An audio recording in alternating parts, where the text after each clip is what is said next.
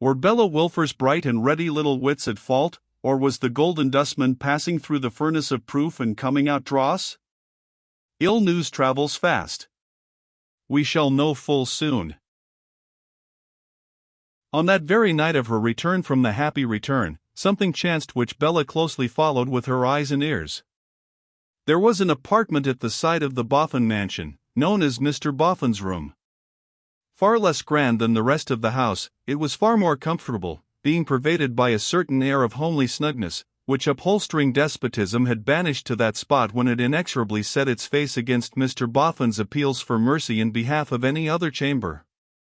Thus, although a room of modest situation, for its windows gave on Silas Wegg's old corner and of no pretensions to velvet, satin, or gilding, it had got itself established in a domestic position analogous to that of an easy dressing-gown or pair of slippers, and whenever the family wanted to enjoy a particularly pleasant fireside evening, they enjoyed it, as an institution that must be, in Mr. Boffin's room.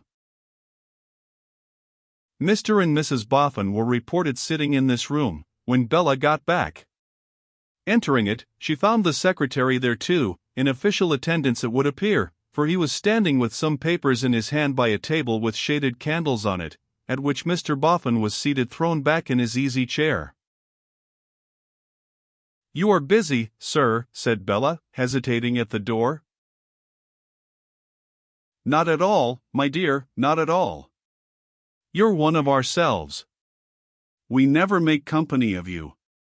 Come in, come in. Here's the old lady in her usual place." Mrs. Boffin adding her nod and smile of welcome to Mr. Boffin's words, Bella took her book to a chair in the fireside corner, by Mrs. Boffin's work table. Mr. Boffin's station was on the opposite side. "Now, Rokesmith," said the Golden Dustman, so sharply rapping the table to bespeak his attention as Bella turned the leaves of her book, that she started, "Where were we?" "You were saying, sir," returned the secretary, with an air of some reluctance and a glance towards those others who were present, that you considered the time had come for fixing my salary.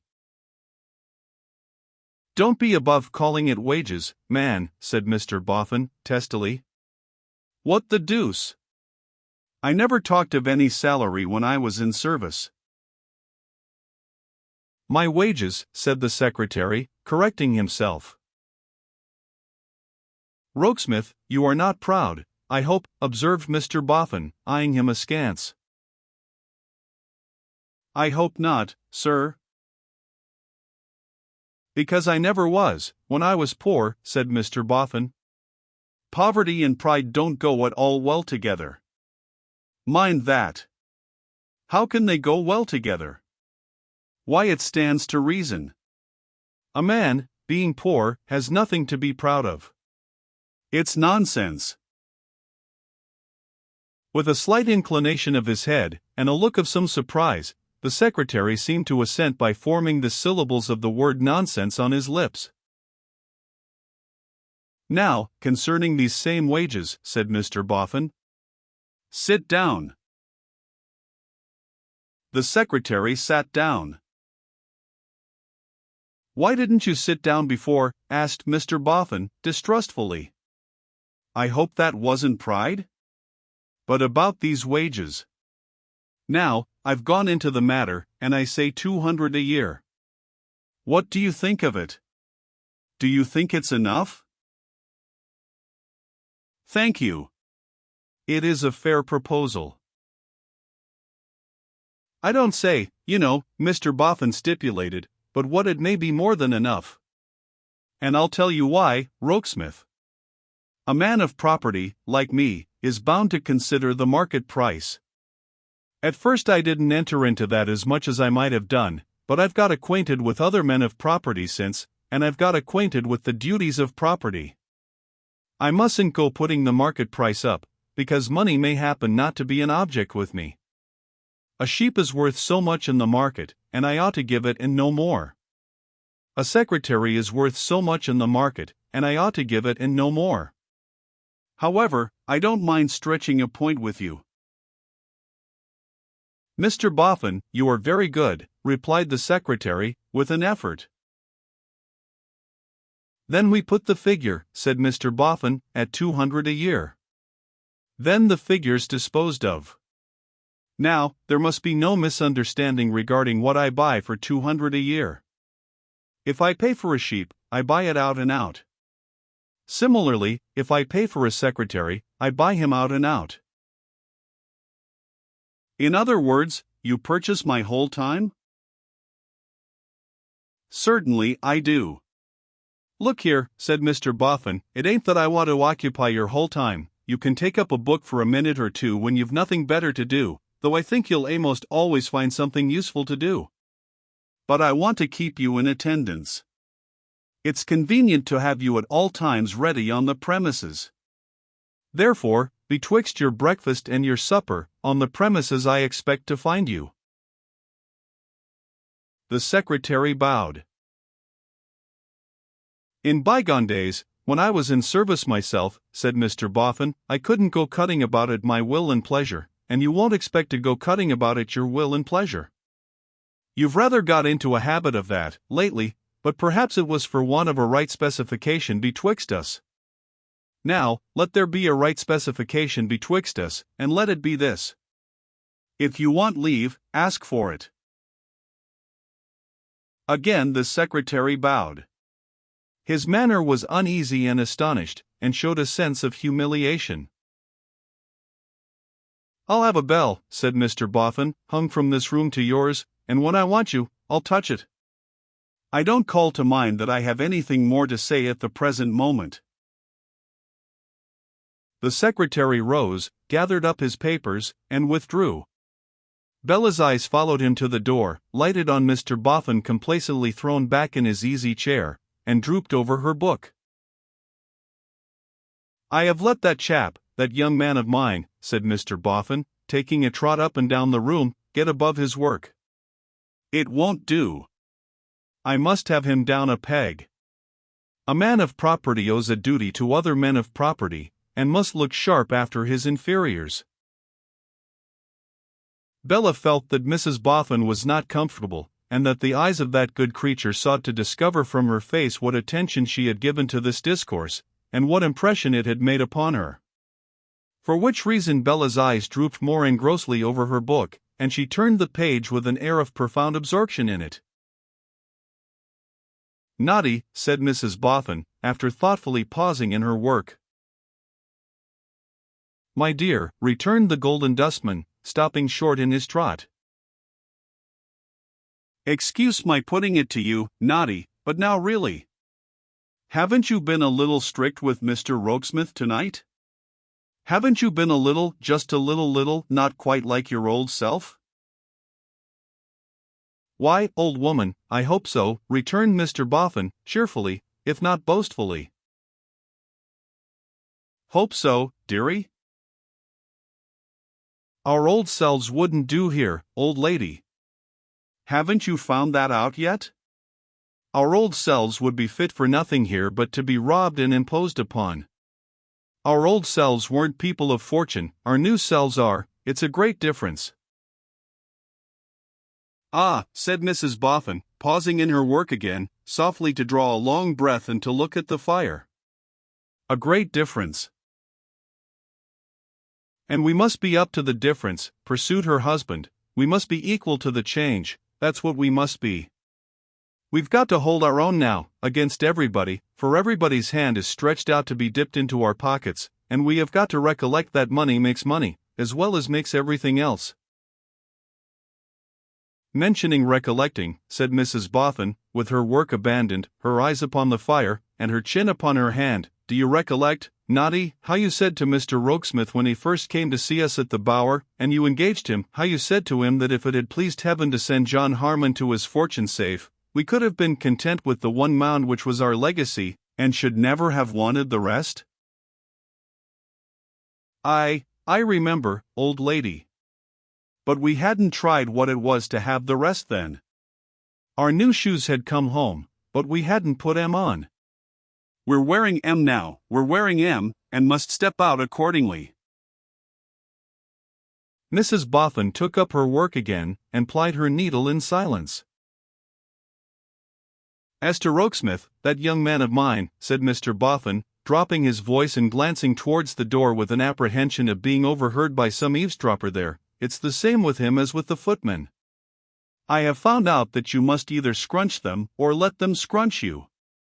If you ain't imperious with them, they won't believe in your being any better than themselves, if as good, after the stories, lies mostly, that they have heard of your beginnings. There's nothing betwixt stiffening yourself up and throwing yourself away, take my word for that, old lady. Bella ventured for a moment to look stealthily towards him under her eyelashes, and she saw a dark cloud of suspicion, covetousness, and conceit overshadowing the once open face. Hows'ever, said he, this isn't entertaining to Miss Bella.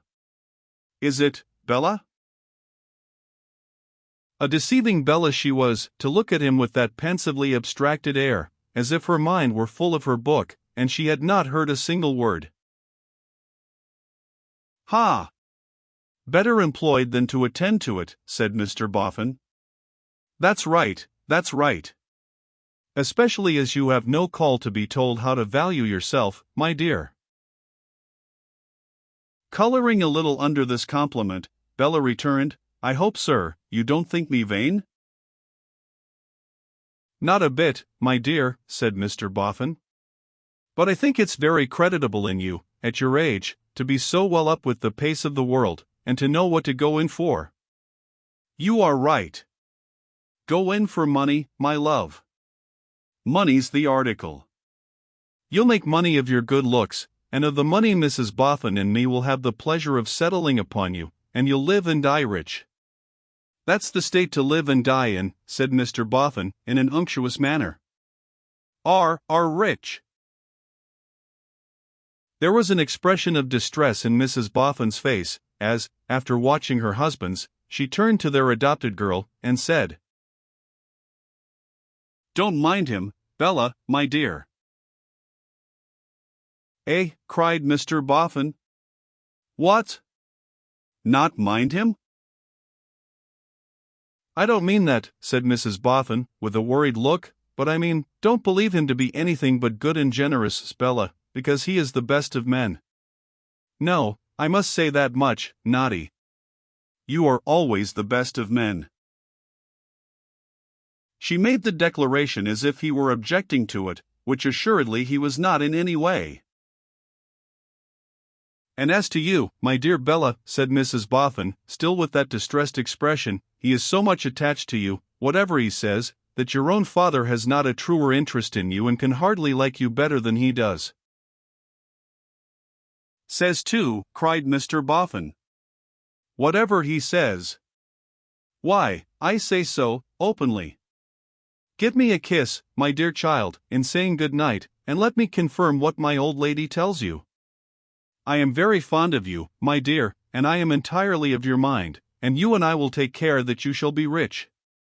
These good looks of yours, which you have some right to be vain of, my dear, though you are not, you know, are worth money, and you shall make money of them. The money you will have, will be worth money, and you shall make money of that too. There's a golden ball at your feet. Good night, my dear. Somehow, Bella was not so well pleased with this assurance and this prospect as she might have been. Somehow, when she put her arms round Mrs. Boffin's neck and said good night, she derived a sense of unworthiness from the still anxious face of that good woman and her obvious wish to excuse her husband. Why, what need to excuse him, thought Bella, sitting down in her own room.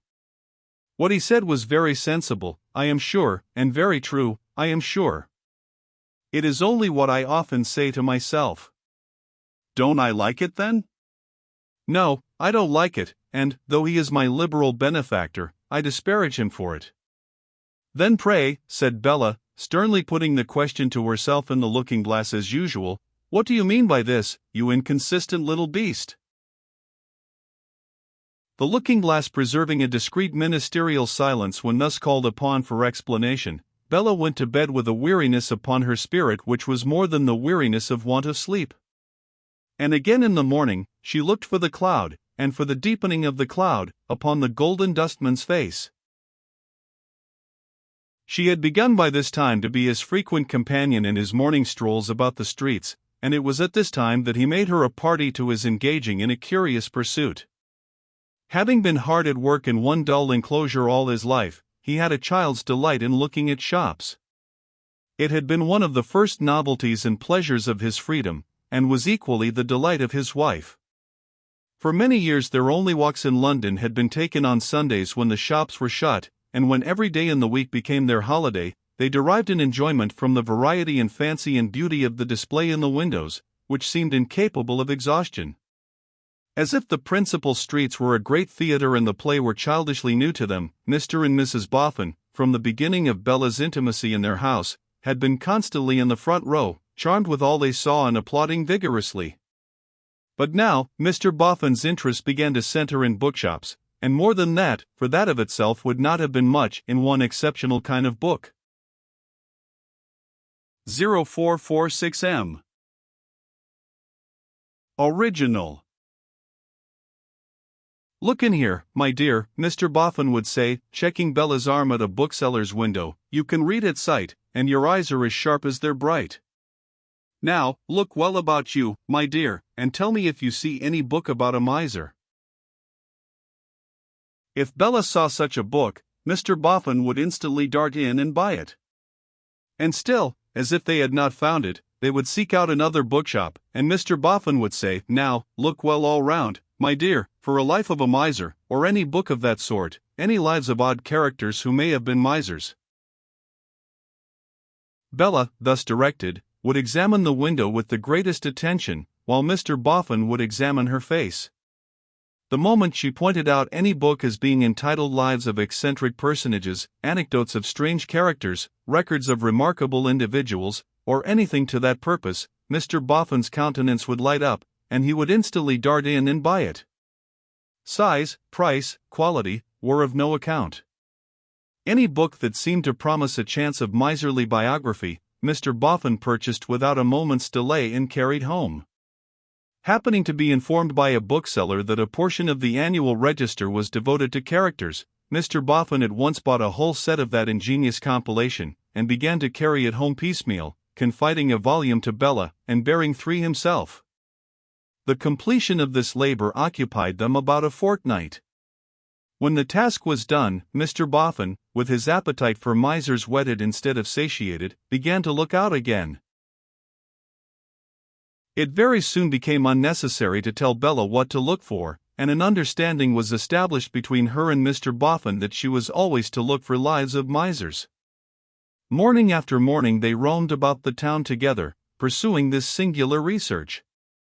Miserly literature not being abundant, the proportion of failures to successes may have been as 100 to 1, still Mr. Boffin, never wearied, remained as avaricious for misers as he had been at the first onset. It was curious that Bella never saw the books about the house, nor did she ever hear from Mr. Boffin one word of reference to their contents. He seemed to save up his misers as they had saved up their money. As they had been greedy for it, and secret about it, and had hidden it, so he was greedy for them, and secret about them, and hid them. But beyond all doubt it was to be noticed, and was by Bella very clearly noticed, that, as he pursued the acquisition of those dismal records with the ardor of Don Quixote for his books of chivalry, he began to spend his money with a more sparing hand. And often when he came out of a shop with some new account of one of those wretched lunatics, she would almost shrink from the sly dry chuckle with which she would take her arm again and trot away. It did not appear that Mrs. Boffin knew of this taste. He made no allusion to it, except in the morning walks when he and Bella were always alone, and Bella, partly under the impression that he took her into his confidence by implication, and partly in remembrance of Mrs. Boffin's anxious face that night, held the same reserve. While these occurrences were in progress, Mrs. Lamel made the discovery that Bella had a fascinating influence over her.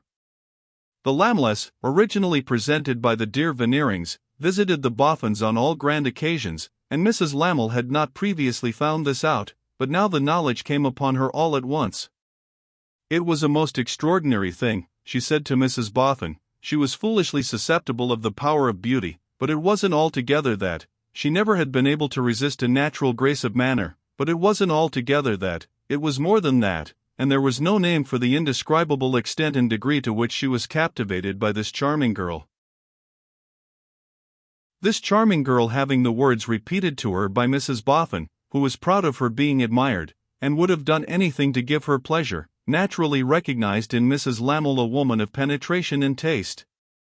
Responding to the sentiments, by being very gracious to Mrs. Lammle, she gave that lady the means of so improving her opportunity, as that the captivation became reciprocal, though always wearing an appearance of greater sobriety on Bella's part than on the enthusiastic Sophronia's. Howbeit, they were so much together that, for a time, the Boffin chariot held Mrs. Lammle oftener than Mrs. Boffin, a preference of which the latter worthy soul was not in the least jealous, placidly remarking, "Mrs. Lammle is a younger companion for her than I am, and lor, she's more fashionable."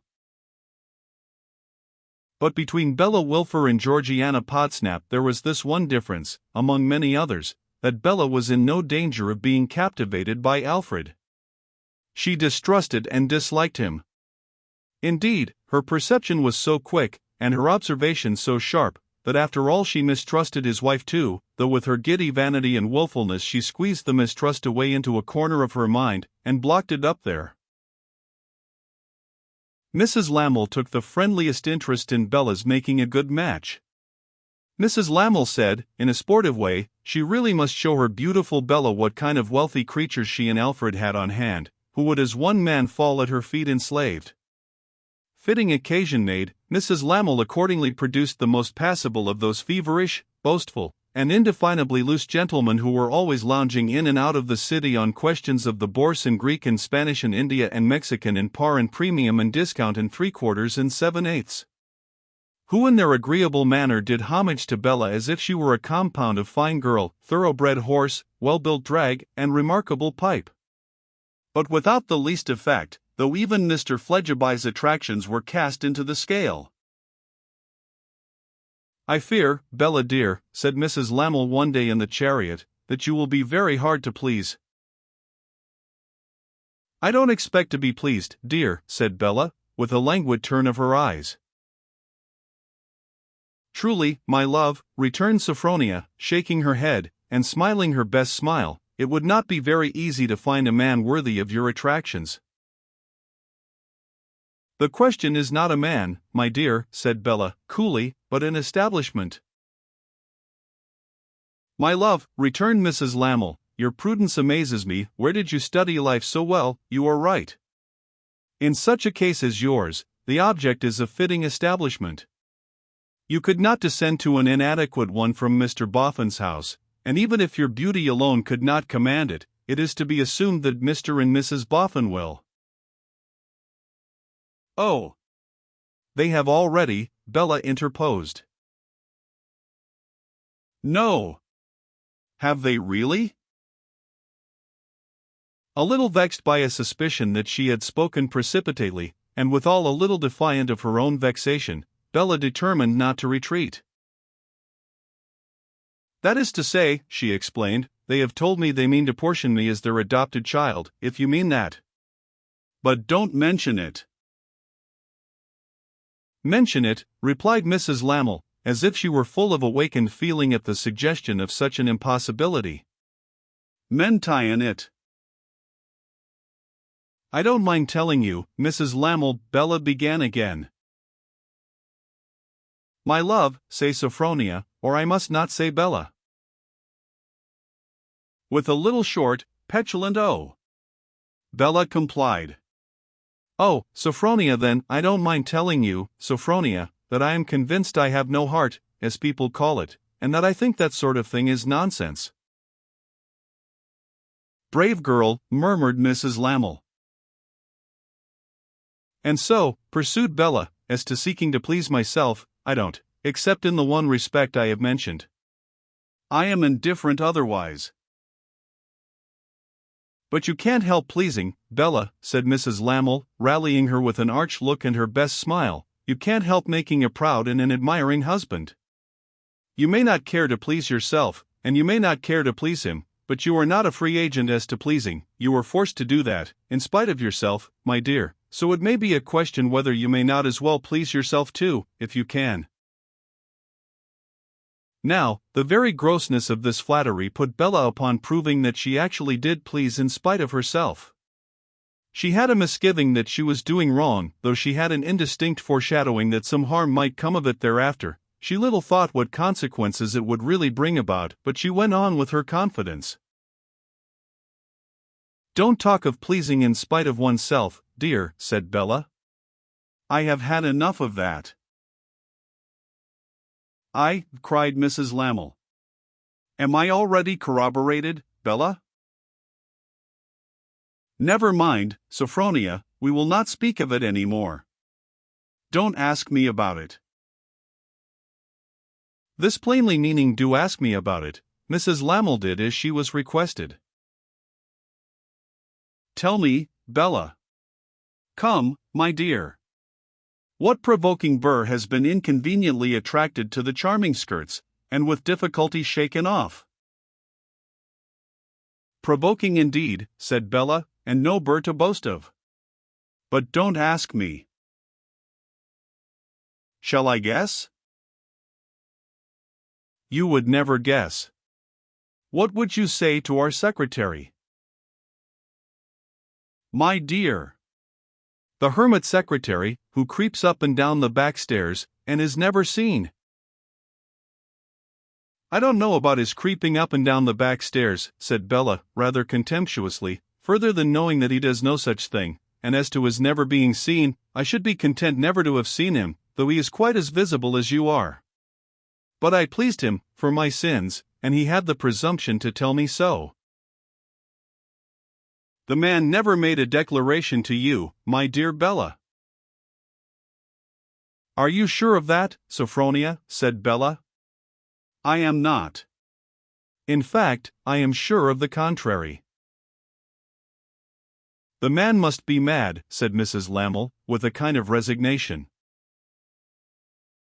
"He appeared to be in his senses," returned Bella, tossing her head, "and he had plenty to say for himself. I told him my opinion of his declaration and his conduct, and dismissed him. Of course this has all been very inconvenient to me, and very disagreeable. It has remained a secret, however. That word reminds me to observe, Sophronia, that I have glided on into telling you the secret, and that I rely upon you never to mention it." "Mention it," repeated Mrs. Lamel with her former feeling. "Mention it." This time Sophronia was so much in earnest that she found it necessary to bend forward in the carriage and give Bella a kiss. A Judas sort of kiss, for she thought, while she yet pressed Bella's hand after giving it, "Upon your own showing, you vain heartless girl, puffed up by the doting folly of a dustman, I need have no relenting towards you. If my husband, who sends me here, should form any schemes for making you a victim, I should certainly not cross him again." In those very same moments, Bella was thinking, "Why am I always at war with myself? Why have I told, as if upon compulsion, what I knew all along I ought to have withheld? Why am I making a friend of this woman beside me, in spite of the whispers against her that I hear in my heart?" As usual, there was no answer in the looking-glass when she got home and referred these questions to it. Perhaps if she had consulted some better oracle, the result might have been more satisfactory, but she did not, and all things consequent marched the march before them. On one point connected with the watch she kept on Mr. Boffin, she felt very inquisitive, and that was the question whether the secretary watched him too, and followed the sure and steady change in him, as she did? Her very limited intercourse with Mr. Rokesmith rendered this hard to find out. Their communication now, at no time extended beyond the preservation of commonplace appearances before Mr. and Mrs. Boffin, and if Bella and the secretary were ever left alone together by any chance, he immediately withdrew. She consulted his face when she could do so covertly, as she worked or read, and could make nothing of it. He looked subdued, but he had acquired a strong command of feature, and, whenever Mr. Boffin spoke to him in Bella's presence, or whatever revelation of himself Mr. Boffin made, the secretary's face changed no more than a wall. A slightly knitted brow, that expressed nothing but an almost mechanical attention, and a compression of the mouth, that might have been a guard against a scornful smile, these she saw from morning to night, from day to day, from week to week, monotonous, unvarying, set, as in a piece of sculpture. The worst of the matter was, that it thus fell out insensibly, and most provokingly, as Bella complained to herself, in her impetuous little manner, that her observation of Mr. Boffin involved a continual observation of Mr. Rokesmith. Won't that extract a look from him? Can it be possible that makes no impression on him?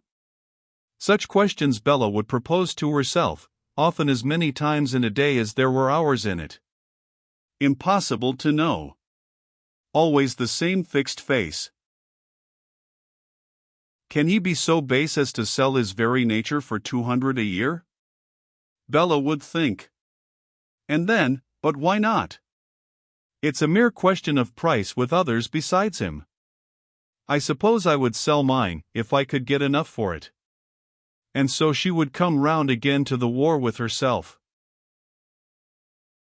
A kind of illegibility, though a different kind, stole over Mr. Boffin's face. Its old simplicity of expression got masked by a certain craftiness that assimilated even his good humor to itself. His very smile was cunning, as if he had been studying smiles among the portraits of his misers. Saving an occasional burst of impatience, or coarse assertion of his mastery, his good humor remained to him, but it had now a sordid alloy of distrust, and though his eyes should twinkle and all his face should laugh, he would sit holding himself in his own arms, as if he had an inclination to hoard himself up, and must always grudgingly stand on the defensive. What with taking heed of these two faces, and what with feeling conscious that the stealthy occupation must set some mark on her own, Bella soon began to think that there was not a candid or a natural face among them all but Mrs. Boffin's. None the less because it was far less radiant than of yore, faithfully reflecting in its anxiety and regret every line of change in the Golden Dustmans. "Rokesmith," said Mr. Boffin one evening when they were all in his room again, and he and the secretary had been going over some accounts, "I am spending too much money. Or leastways, you are spending too much for me." "You are rich, sir." "I am not," said Mr. Boffin. The sharpness of the retort was next to telling the secretary that he lied. But it brought no change of expression into the set face. "I tell you I am not rich," repeated Mr. Boffin, "and I won't have it." "You are not rich, sir," repeated the secretary, in measured words. "Well," returned Mr. Boffin, "if I am, that's my business. I am not going to spend at this rate, to please you, or anybody." "You wouldn't like it, if it was your money." "Even in that impossible case, sir, I—" "Hold your tongue," said Mr. Boffin. "You oughtn't to like it in any case." "There! I didn't mean to be rude, but you put me out so, and after all I'm master." "I didn't intend to tell you to hold your tongue." "I beg your pardon." "Don't hold your tongue." "Only, don't contradict." "Did you ever come across the life of Mr. Elwes, referring to his favorite subject at last?" "The miser?" "Ah, people called him a miser. People are always calling other people something. Did you ever read about him?" "I think so." "He never owned to being rich, and yet he might have bought me twice over." "Did you ever hear of Daniel Dancer?" "Another miser?" "Yes." "He was a good un," said Mr. Boffin, "and he had a sister worthy of him. They never called themselves rich neither.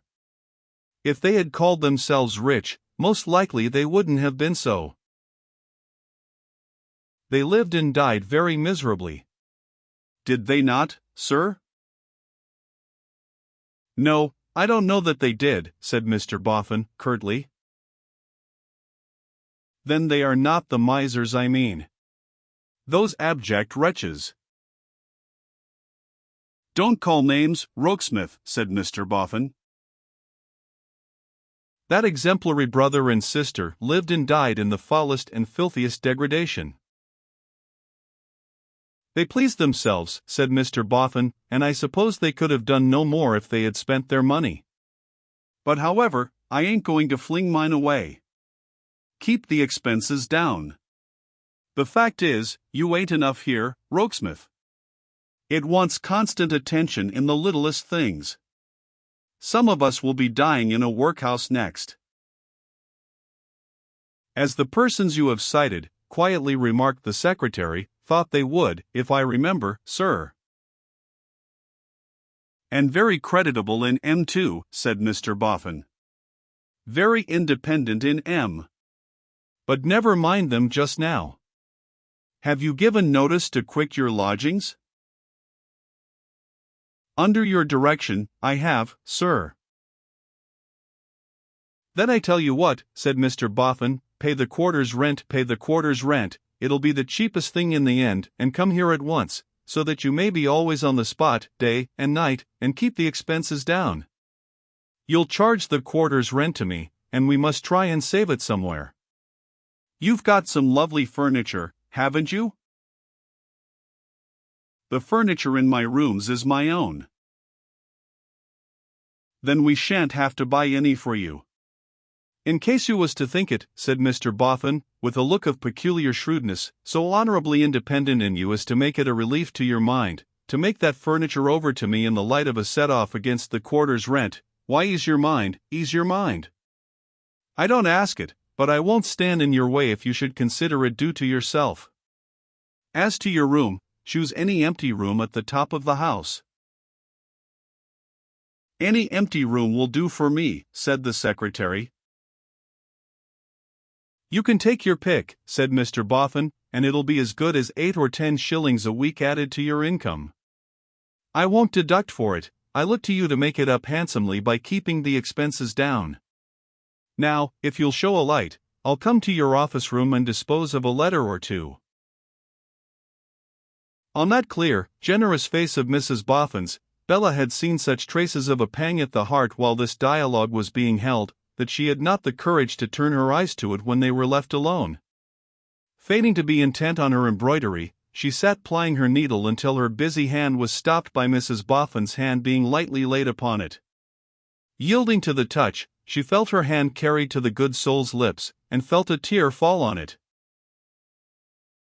"Oh, my loved husband," said Mrs. Boffin. "This is hard to see and hear. But my dear Bella, believe me that in spite of all the change in him, he is the best of men." He came back, at the moment when Bella had taken the hand comfortingly between her own. Said he, mistrustfully looking in at the door. "What's she telling you?" "She is only praising you, sir," said Bella. "Praising me? You are sure?" "Not blaming me for standing on my own defense against a crew of plunderers, who could suck me dry by driblets." "Not blaming me for getting a little hoard together?" He came up to them, and his wife folded her hands upon his shoulder, and shook her head as she laid it on her hands. There, urged Mr. Boffin, not unkindly. "Don't take on, old lady." "But I can't bear to see you so, my dear." "Nonsense. Recollect we are not our old selves. Recollect, we must scrunch or be scrunched. Recollect, we must hold our own. Recollect, money makes money. Don't you be uneasy, Bella, my child, don't you be doubtful. The more I save, the more you shall have."